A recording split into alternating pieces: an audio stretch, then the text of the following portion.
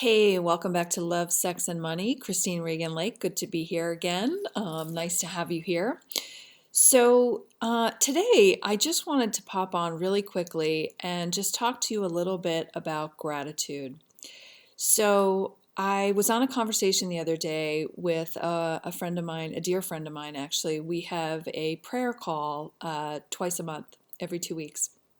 And in the call, she was sharing with me that she is about to get baptized again, and and her baptism is specifically, she wants a baptism of gratitude. And she really wanted to go through the experience of going into the pool and being baptized and to express her gratitude to God for all of the blessings in her life.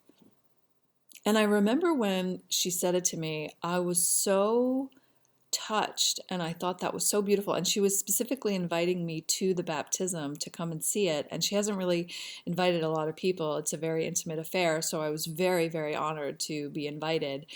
And it really made me start to kind of go deep on gratitude and think about myself. Like, what is it that that I have so much gratitude for, and that I'm most grateful for in my life? And of course, I absolutely, like without a shadow of a doubt, obviously my family and my children, are huge, and my connection to God. But I really started to think about the gratitude I felt for my journey, and realizing as I looked back on some of the most painful soul lessons that I had to live through, that I went through, and looking at those situations and really understanding and comprehending how, as hard as they were, they truly helped to sculpt my soul as a human being. And one of my favorite quotes by Bernard Loomer, you can go look it up. It's called, just type in Bernard Loomer, the size and stature of your soul, right? It talks about soul stature. And he talks about being individuals who have this huge soul stature, their ability to take in life and not become defensive, and their ability to encourage others. And I, from the moment I first read that quote, it so profoundly hit my entire being. And I thought, yeah, that's what I want. I want soul stature, right? I want to be in a continual state of growing and strengthening my soul stature to be able to be a better leader for humanity, to serve others. And I realized that, it was those most painful moments in my life that I had to find the strength within myself to be able to thrive through, and those situations in which I had to forgive people who had betrayed me, betrayed my trust, things like that. Those were the experiences that have most finely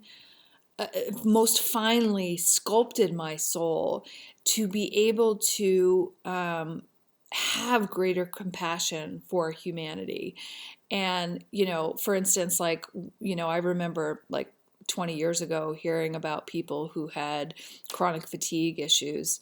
And I remember thinking, I was just coming from a pure state of ego, and I was very judgmental, and, I thought it was all in their head, and, that they were potentially being lazy or whatever. And, just really being an idiot. I was just very, very unconscious. And then, as life has it,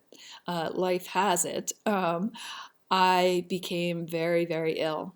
And I got to a place where I had severe adrenal fatigue, where simply, getting up in the middle of the night to walk from my bed to the bathroom would completely exhaust me. I'd get dizzy and feel like I was going to pass out. There were nights where I would lay in bed and I was afraid I might suffocate to death because my breathing issues were so bad.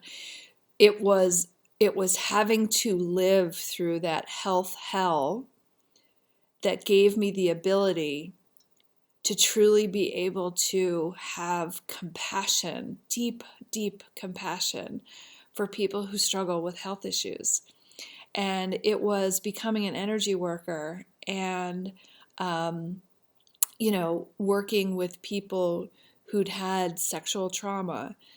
All of these things helped to sculpt my soul.